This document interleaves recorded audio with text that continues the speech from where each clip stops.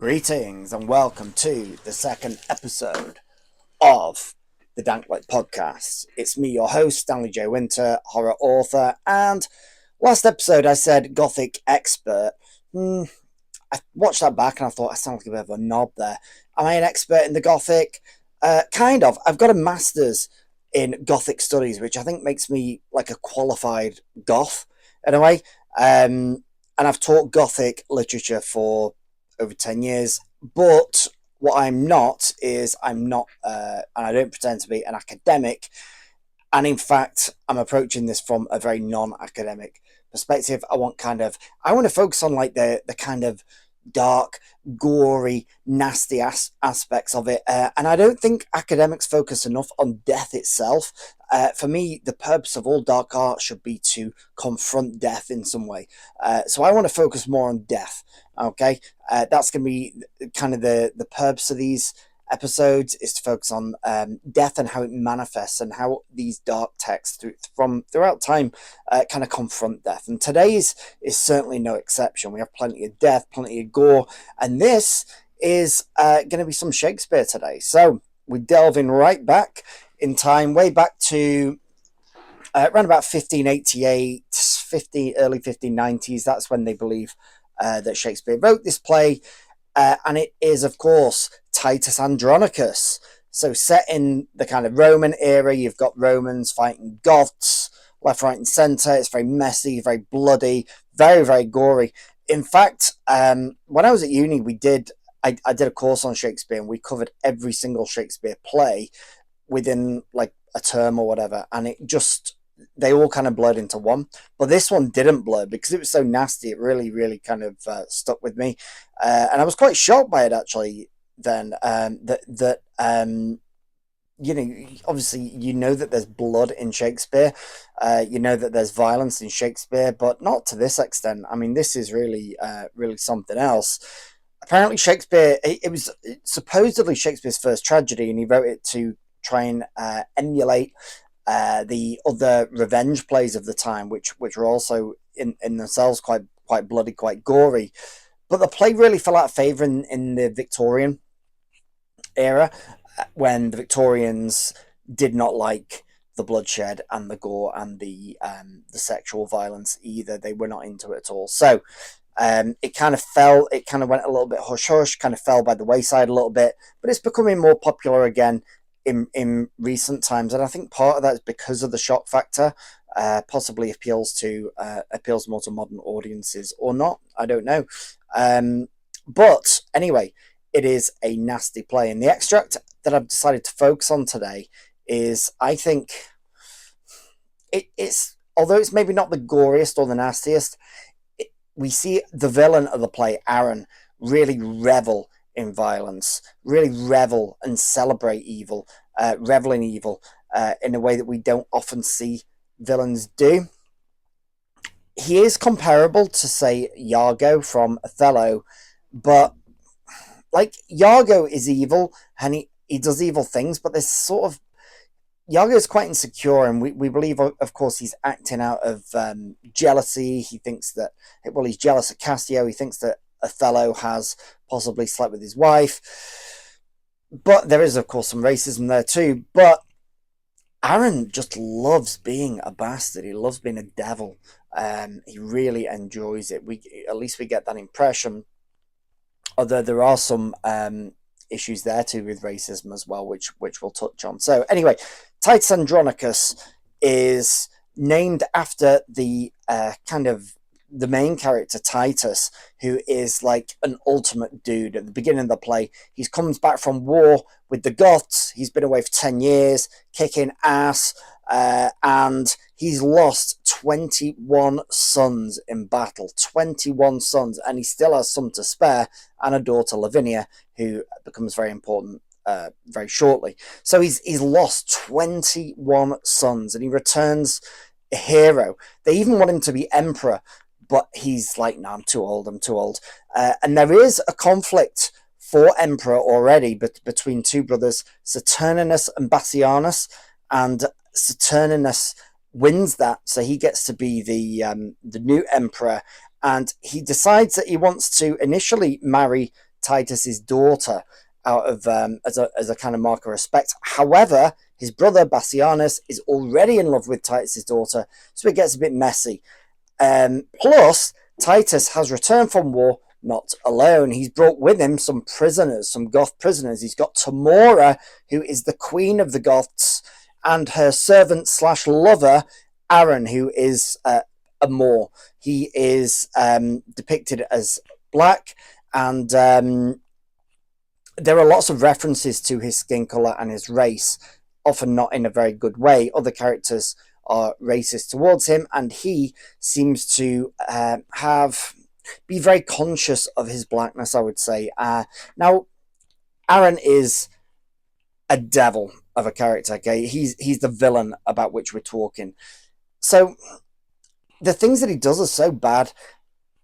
His, like, racism, any racism that he endures cannot excuse his violence, but it can perhaps go some way to explaining it and to explaining why he's so resentful towards the rest of humanity. Perhaps it could be to do with the way he's treated. That's a conversation for another day. Anyway, Titus brings back these slaves effectively. So you've got the queen, her servant slash lover, and her 3 sons.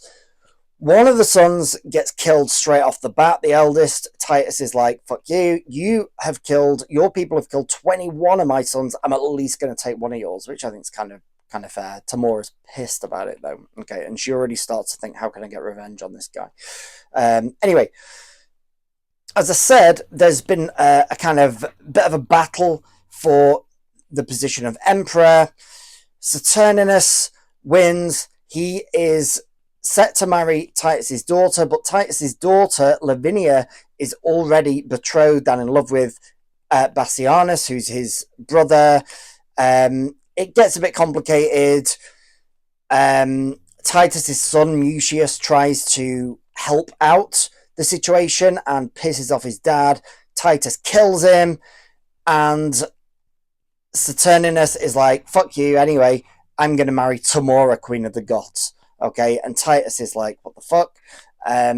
So Lavinia is sort of left in no man's land, but she is with at least Bassianus, who she's in love with, and it looks like they're going to get married. However, Aaron the Moor has other ideas. He puts Tamora the Goth's sons up to not only killing Bassianus, they then rape Lavinia and cut off her tongue and hands so that she can't communicate the information to anybody. She can't tell anybody what's happened, or so they think.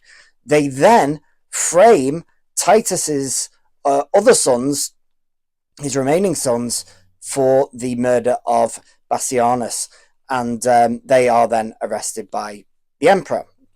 So Aaron has kind of brought these horrific things about. Titus is really, really distraught. So he, obviously his daughter's been raped, his son's been arrested, and he decides to, he's going to do anything to get them back. And Aaron the Moor gets involved again, and he says, look, Titus, I'll get your sons released, I'll get them off the hook, but you're going to need to send a hand.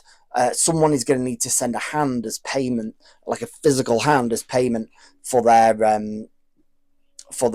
lives. So Titus, of course, cuts his own hand off, brave kind of guy, warrior guy, cuts his own hand off, sends it to Aaron the Moor, and Aaron the Moor's like, fuck you anyway, has the sons' heads chopped off, sends them back to Titus with his hand, and Titus kind of goes mad at this point. They do get revenge, though, in a really gruesome way. Titus, once he finds out what happened to Lavinia, she is able to communicate it using pictures from a book, and also like she uses a stick with the stumps of her arms to write in the sand and say what happened. Titus is really fucking annoyed, so he actually captures Tamora's sons or lures them in, drains their blood, slits their throat, drains their blood, grinds their bones into powder, and bakes their heads in a cake, which he then serves to their mother. And he then murders Lavinia, kills Lavinia, because to save her honor, kind of an honor killing there. Yeah, swell guy. And poor Tamora eats her sons in a pie, or at least some of it anyway. She ends up getting killed. Titus ends up getting killed. It's all a bloody, bloody mess. Anyway, Aaron, the Moor, meanwhile, he has, of course, been sleeping with Tamora, and he got her pregnant, which is bad news for Tamora because she can't pass the child off as her husband, the Emperor's, because obviously it's mixed race. So what does she do? She gives the baby to Aaron and's like, get this fucking kid out of here, get this bastard out of here, kill him, and don't let him be seen again. But Aaron is not having that, and he shows, I guess you can say, the only bit of compassion that he shows. And is it compassion, or is it like a love for himself? Does he see the child as an extension of himself? We're not sure. But either way, he tries to flee with the child and rescue the child, but he gets captured by Lucius. Now, Lucius is one of Titus' sons who has gone into exile. He's actually gone and is fighting with the Goths now. So he captures Aaron the Moor and the baby, and he's like, let's fucking kill them both. Aaron the Moor, though, is like, please, I will tell you everything that's happened, all the bad deeds, stuff you'll never know unless I tell it to you. If you save my child, do what you want to me. I know you're going to anyway, but let me, like, save my child. Promise me that you'll nurture him, you'll nourish him, and I will tell you such horrific stuff that you won't hear otherwise. And Lucius is like, okay, whatever, fine, I'll nurture the son. As far as we know, he sticks to his word, and Aaron is killed. So, a lovely play, a delightful play. Lots and lots of blood, lots of gore, quite a complex plot as well, lots of kind of switching sides and flipping around. But let's get into the extract today, because I just love this extract. So here we have Lucius. At this point, this is Act 5, Scene 1, so it's towards the end of the play. And we have Aaron has been captured by the Goths. And Lucius is here, and he just wants to kill Aaron at this point. So he says, "O worthy Goth," talking to the guy who's the Goth who's captured Aaron. Remember, Lucius is a Roman who's now who's exiled from Rome and is fighting with the Goths now to try and overthrow what he sees as a kind of corrupt regime. "O worthy Goth, this is the incarnate devil that robbed Andronicus of his good hand." So, of course, Andronicus, as we said, Titus lost his hand in he was kind of tricked by Aaron into losing his hand. "This is the pearl that pleased your empress's eye, and here's the base fruit of her burning lust. Say, wall-eyed slave, whither wouldst thou convey this growing image of thy fiend-like face? Why dost not speak?" So he's talking about the kid there. He's like, this is the fruit of your queen's, your Goth queen's lust. And hey, Aaron, where are you going with this this kid that's got your kind of fiend-like face? Why are you not speaking to me? What, deaf? Not a word? Halter, soldiers, hang him on this tree, and by his side his fruit of bastardy. Nice little couplet there. Tree, bastardy, good rhyme. And he's like, just get him killed. And Aaron says, "Touch not the boy, he is of royal blood." Okay. "Too like the sire, forever being good. First hang the child, that he may see it sprawl, a sight to vex the father's soul withal. Get me a ladder." A ladder is brought, which Aaron is made to climb.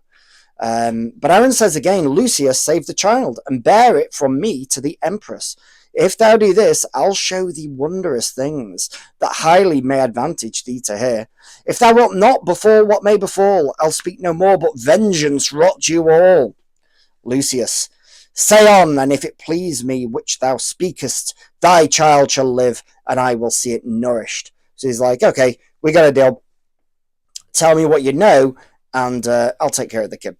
Aaron, and if it please thee, why, assure thee, Lucius, 'twill vex thy soul to hear what I shall speak. So he's like, it's not going to please you, what I have to say. For I must talk of murders, rapes, and massacres, acts of black nights, abominable deeds, complots, underhand plots of mischief, treason, villainies, ruthful to hear, yet piteously performed, and this shall all be buried in my death, unless thou swear to me my child shall live. Tell on my mind, I say thy child shall live. He's like, I already told you I'm going to let the child live. Swear that he shall, and then I will begin. So Aaron wants him to swear, and Lucius says, who should I swear by? Thou believest no God. That granted, how canst thou believe an oath? So he's like, well, you don't believe any God. You're like a devil. What good is it going to do me swearing to you? You don't care about stuff like that. And Aaron says, what if I do not? As indeed I do not. Yet, for I now know thou art religious, and hast a thing within thee called conscience, with 20 popish tricks and ceremonies which I have seen thee careful to observe. Therefore I urge thy oath, for that I know an idiot holds his bauble for a god, and keeps the oath, which by that god he swears. What a great line there. An idiot holds his bauble for a god. So saying, really mocking religion here, and talking about, I guess, things like iconography, religious symbols, but even an idiot, a stupid person will find religion in like the most trivial of objects, and he's really sending up religion there, but also saying to Lucius, look, I know you take this shit seriously, so I will trust what you say. If you swear, then I know you're good for it. To that I'll urge him, therefore thou shalt vow by that same God, what God soe'er it be that thou adorest and hast in reverence, to save my boy, to nourish and bring him up, or else I will discover naught to thee. Lucius, even by my God I swear to thee I will. So he's like, yeah, come on. Okay, to God I swear, do it, tell me. First know thou, I begot him on the Empress. So he's like, okay, here's the first of my things. It's the Empress's kid. Lucius, O most insatiate and luxurious woman. So luxurious apparently used to mean lusty.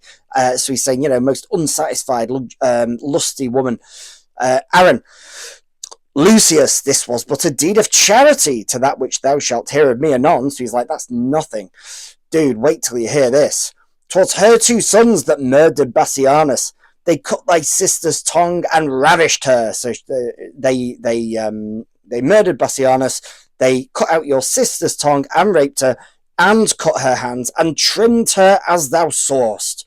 And Lucius, O detestable villain, callest thou that trimming?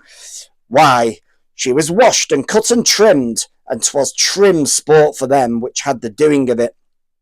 So Aaron, completely unrepentant, and in his language here, trivializing this horrific act, and really kind of enjoying, taking pleasure in rubbing Lucius's nose in it. I gotta get a cup of tea.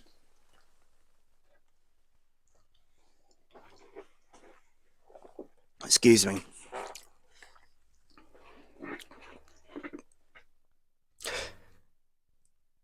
O detestable villain, callest thou that trimming?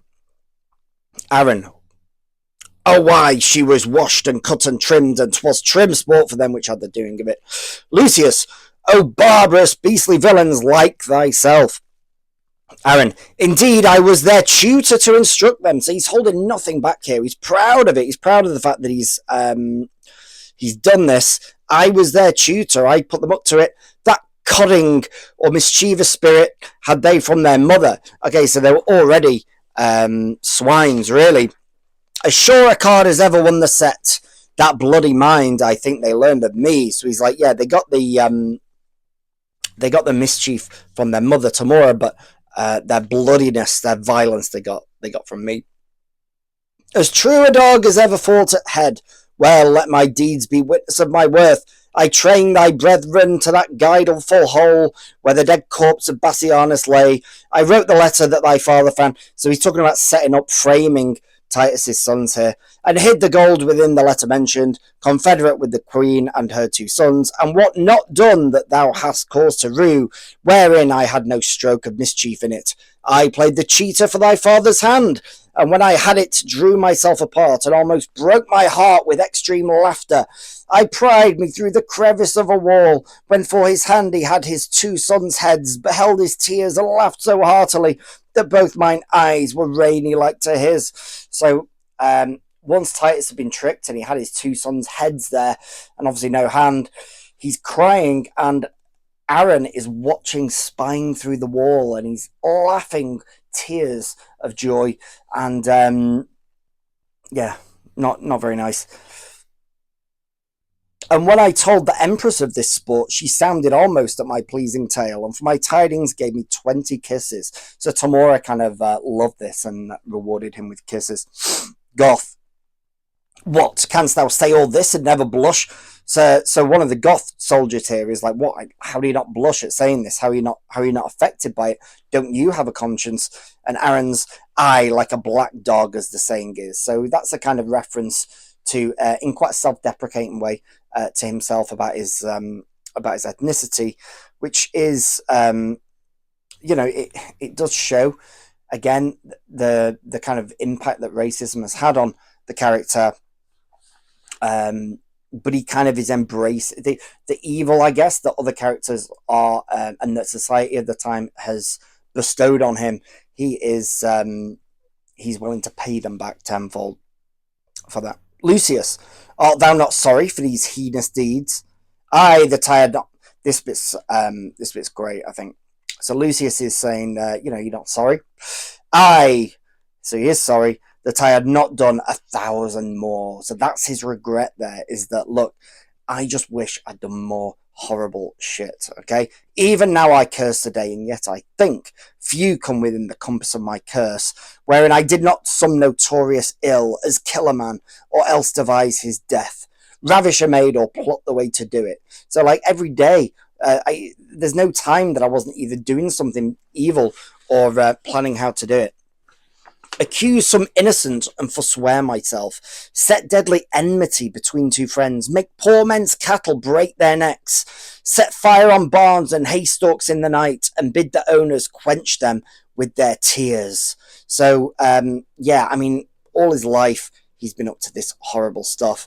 And the next bit is my favourite. Okay, he says, oft have I digged up dead men from their graves and set them upright at their dead friend's door, even when their sorrows almost was forgot. So this, I think, is the image of the whole play that had the most impact on me when I first read it.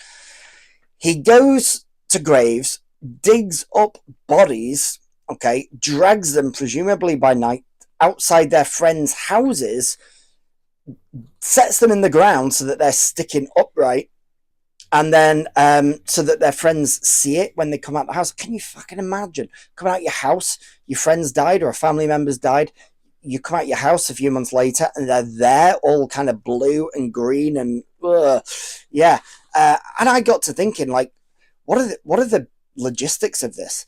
Because rigor mortis, I didn't know this till recently, rigor mortis kicks in, but then it subsides, so bodies go floppy again. How's he going to make them stand up? He'd have to, I don't know, use a piece of wood, like a crucifix, a board or something. I don't know. He obviously puts a lot of effort and time into this, but can you imagine the effect of it? And just thinking, who would do such a thing? Who would do that? Traumatized for life. And that's not all. On their skins, as on the bark of trees, have with my knife carved in Roman letters, let not your sorrow die, though I am dead.